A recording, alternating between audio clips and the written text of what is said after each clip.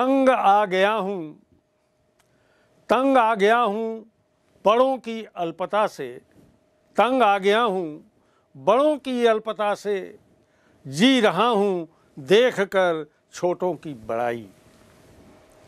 ये अमर पंक्तियाँ हैं 20वीं शताब्दी की गुजराती कविता और साहित्य को नई भंगिमा और कविता को नया स्वर देने वाले श्री उमाशंकर जोशी की। उमाशंकर जोशी बहुआयामी व्यक्तित्व के धनी रचनाकार थे।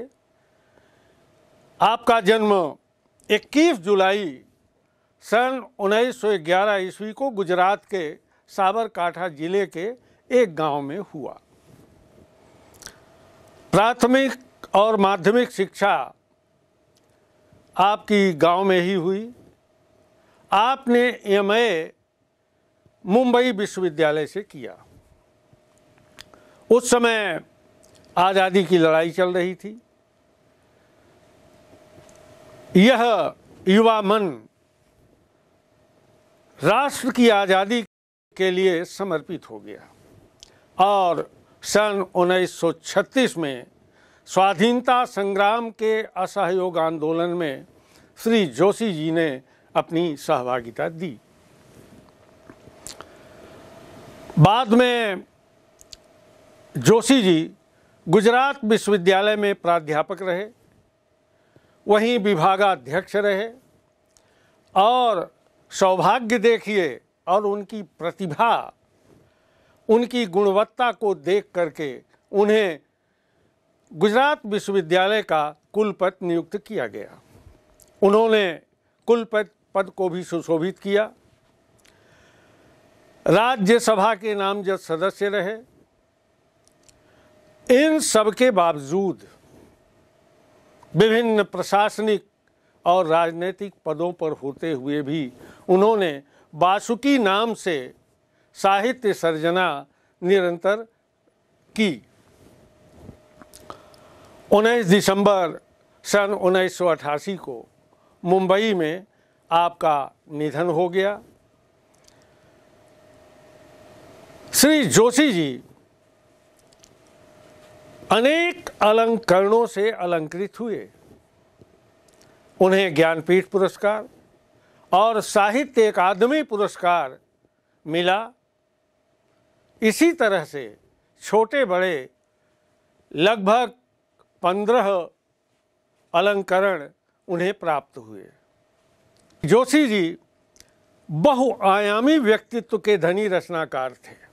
उन्होंने काव्य लिखा, एकांकी नाटक, कथा संग्रह, उपन्यास, निबंध, अनुवाद, साहित्य की तमाम विधाओं में लेखनी चलाकर कीर्तिमान स्थापित किया है। उनका जो निशीथ काव्य है, निशीथ काव्य संकलन, यह बहुत ही प्रसिद्ध काव्य संकलन है। एकांकी नाटकों में विश्व शांति, प्राचीना, गंगोत्री, आतिथ्य, महाप्रस्थान और कथा संग्रहों में सापना भारा, शहीद और उपन्यासों में श्रावणी, मेड़ो, विषामो और निबंध जो उनका संकलन है पार कंजन्या। और हमारे जोशी जी भारतीय संस्कृति से ओतप्रोत रचनाकार थे। वे भारत की सांस्कृतिक विरासत को अपने साहित्य में देखना चाहते थे।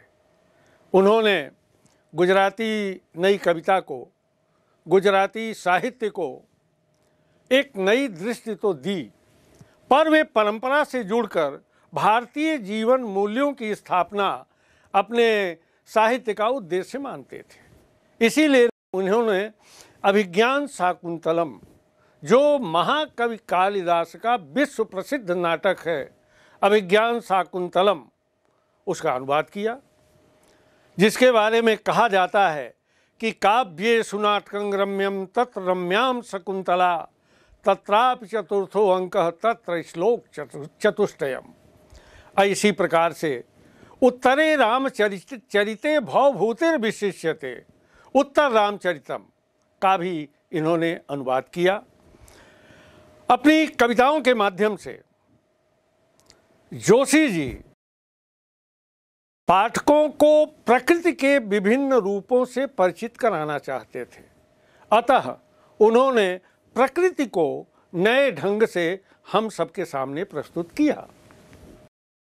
जोशी जी का संबंध भारतीय स्वतंत्रता संग्राम से भी रहा है, इसलिए उनके विचारों में इसकी छाप स्पष्ट रूप से दिखाई देती है। जोशी जी छायावादी काव्यधारा से प्रभावित रहे। इन्होंने मानवतावाद, सौंदर्य और प्रकृति चित्रण पर विशेष कलम चलाई है। इनकी कविता में खड़ी बोली की प्रधानता है। तत्सम और तद्भव शब्दों का सहज समन्वित रूप देखने को मिलता है। अलंकार स्वाभाविक रूप से आ गए हैं। आज जिस कविता पर हम चर्चा करने जा रहे हैं वह है छोटा मेरा खेत। ये छोटा मेरा खेत कविता जो है इनके निशीथ काव्य संकलन से ली गई है। आइए सुनते हैं कविता का अंश छोटा मेरा खेत चौकोना। छोटा मेरा खेत।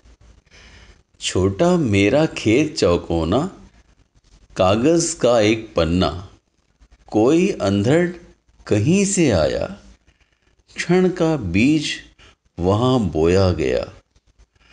कल्पना के रसायनों को पी बीज गल गया निःशेष, शब्द के अंकुर फूटे, पल्लव पुष्पों से नमित हुआ विशेष।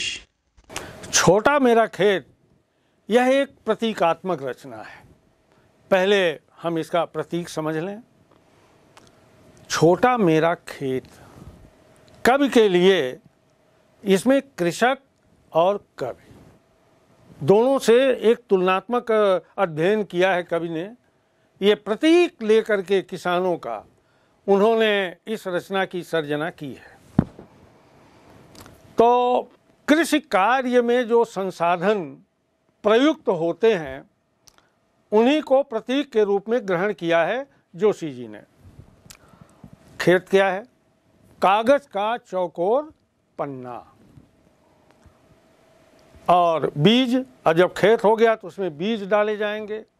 तो बीज हैं कवि के विचार। और अंकुर क्या है? जब बीज डला तो अंकुर निकलेगा, वो है शब्द लेखन। और उसमें उर्वरक भी डाला जाता है, उर्वरक रसायन। तो ये जो कवि के भीतर कल्पनाएं और भाव उठते हैं उसे हम उर्वरक के प्रतीक के रूप में लेते हैं। अंधड़, भाई जब आंधी आएगी तभी तो पानी गिरता है, तो आंधी के समय के आने का जो प्रतीक है वह है कवि के भीतर अंतर्द्वंद की आंधी। फसल क्या है? अब फसल तैयार हुई तो कविता है। तो माने कागज का जो चौकोर पन्ना है, जो कवि के विचार हैं, शब्द लेखन है, कल्पना और भाव है, उससे जाकर के एक कविता का सृजन होता है जिसे किसान कटाई कहता है। कटाई, जब फसल हो गई तो कटाई होती है। तो कृति का सृजन यानी साहित्य का निर्माण। अब अनाज, अनाज है जनमानस को साहित्य का समर्पण। एक रचनाकार जो है जब उसका साहित्य बनकर तैयार हो जाता है तो जनमानस के आगे समर्पित कर देता है। जैसे किसान फसल आने पर जो अनाज उसे मिलता है वो अपने घर परिवार समाज सबको समर्पित कर देता है। अब अनाज जो खाया जाता है वो पौष्टिक होता है, जीवन रस प्राप्त होता है। तो जो पौष्टिकता है वही आनंद की अनुभूति है, वही रसानुभूति है। और जो अस्तित्व है फसल का वो खाने के बाद समाप्त हो जाता है। फसल माने वो अनाज, अनाज फिर नहीं रहता। लेकिन रचनाकार की जो फसल है, जो माने अस्तित्व है कविता का, वो अनंत काल तक चलता रहता है। वो केवल क्षण के लिए नहीं है, वो अनंत काल तक के लिए होता है। तो छोटा मेरा खेत चौकोना, किसान की तरह मेरा जो खेत है वो कागज का एक चौकोर पन्ना है। कोई अंधड़ कहीं से आया, आंधी आती है, पानी बरसता है, बीज गलते हैं, गलने के बाद अंकुर निकलते हैं। उसी तरह से मेरे मन में एक अंतर्द्वंद्व उठा और क्षण का बीज बो गया। ऐसा भी है कि आंधी से कुछ बीज आते हैं, कुछ पक्षियों के माध्यम से आते हैं, कुछ आंधी के माध्यम से उड़कर आते हैं और बीज खेतों में स्थापित हो जाते हैं। स्थापित होने के बाद पानी गिरता है, वो गलते हैं और बीज अंकुरित होता है। तो कवि का कहना है, मानना है कि क्षण का बीज वहाँ बोया गया। बीज माने विचार। मेरे मन में विचार उत्पन्न हुआ, कोई अंधड़ कहीं से आया, क्षण का बीज वहाँ बोया गया। कल्पना के रसायनों को पीकर, ये जो रसायन है, उर्वरक है, वो कवि के अंदर मन में उठते हुए भाव और कल्पनाएं हैं। बीज गल गया निशेष। बीज गलता है और फिर बीज यहीं पर समाप्त हो जाता है। लेकिन कवि के भीतर जो चिंतन है, जो विचार है, वो अनवरत निरंतर चलता रहता है। कब तक? शब्द के अंकुर फूटने तक।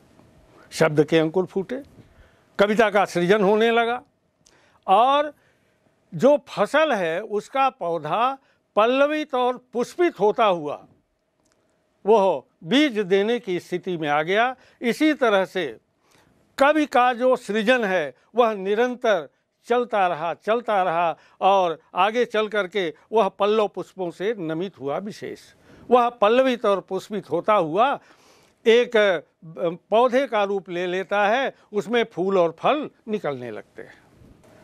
इस कवितांश में प्रतीकात्मकता का समावेश है, रूपक अलंकार और सहज सरल बोधगम्य भाषा का प्रयोग किया गया है। अब आइए सुनते हैं कविता का अंतिम अंश। झूमने लगे फल, झूमने लगे फल, रस अलौकिक, अमृत धाराएं फूटती, रोपाई क्षण की, कटाई अनंतता की, लुटते रहने से जरा भी कम नहीं होती। रस का अक्षय पात्र सदा का, छोटा मेरा खेत चौकोना, छोटा मेरा खेत चौकोना। झूमने लगे फल, खेतों में बालियां लहलहाने लगी, फल आ गए, फसलें फलों से लद गईं और झूमने लगे फल। जो फसल की बालियां हैं वह लहलहाने लगी, झूमने लगी। रस अलौकिक, जिस तरह से फलों में एक अलौकिक रस होता है, जैसे धान की बालियां हैं। जो चावल का रस है वह पौष्टिकता प्रदान करता है, उसी प्रकार से जो कविता का रस है वह अलौकिक होता है। अब देखिए, रस में श्लेष अलंकार होगा। रस के दो अर्थ निकल रहे हैं, एक काव्य रस और दूसरा फल का रस। रस अलौकिक, अलौकिक रस, आनंद देने वाला, वो है ब्रह्मानंद सहोदर रस। रसो वै सह, रस ही आनंद है, रस ही परमात्मा है। अमृत धाराएं फूटती, ये रसानंद की जो अनुभूति होती है, रस की जो आनंददायी धाराएं हैं वो फूटने लगती हैं।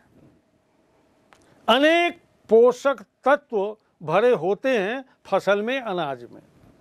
उसी प्रकार से इस कविता में भी अनेक रस समाविष्ट हैं। ये जो फसल है मानव जीवन को एक और पौष्टिकता देती है, अनेक पोषक तत्वों से वो भरी होती है। उसी प्रकार से कविता अनंत रसों से आप्लावित होती है। रोपाई क्षण की, क्षण मात्र के लिए ये रोपाई होती है, इसका एक समय निश्चित होता है रोपने का, लेकिन कटाई अनंतता की। फसल काटी गई, कम समय लगा, मिजाई हुई, फसल आ गई और वो लुटने लगी, लोग खाने लगे, दान देने लगे, दूसरों को देने लगे। लेकिन जो कविता है वह क्षण में लिखी तो जाती है, पर कटाई अनंत की, उसका जो रसास्वादन है, उसका जो आनंद है, वह अनंत काल तक चलता रहता है, लुटते रहने से जरा भी नहीं कम होती। कविता जितनी लूटी जाए, जितनी प्रदान की जाए, जितनी लुटाई जाए, उतना ही उसका आनंद बढ़ता जाता है। लेकिन जो फसल है वह अगर उसको लुटाने लगे, दान करने लगे, देने लगे, तो एक दिन वो फसल जो है समाप्त हो जाती है। लेकिन कविता का रस जो है वो कभी समाप्त नहीं होता, लुटते रहने से जरा भी नहीं कम होती। रस का अक्षय पात्र सदा का, साहित्य का जो अक्षय पात्र है, रस का जो साहित्य है वो रस से भरा हुआ अक्षय पात्र है। अक्षय पात्र जो कभी समाप्त न हो, अक्षय, क्षय न हो। तो कविता का जो अक्षय पात्र है वह लबालब भरा हुआ है आनंद से, रसों से। वह निरंतर बढ़ता जाता है, कभी कम नहीं होता। छोटा मेरा खेत चौकोना, छोटा मेरा खेत चौकोना में रूपक है, और कविता का जो आनंद है वह शाश्वत है, निरंतर है। छोटा मेरा खेत यह बिंब प्रधान रचना है। इसमें दो तरह के बिंब दिखाई देते हैं, एक तो चाक्षुष बिंब और दूसरा आस्वाद बिंब। चाक्षुष बिंब है छोटा मेरा खेत चौकोना, कागज का एक पन्ना, कोई अंधड़ कहीं से आया, शब्द के अंकुर फूटे, पल्लव पुष्पों से नमित। और आस्वाद बिंब है कल्पना के रसायनों को पी गया बीज निशेष, अमृत धाराएं फूटती।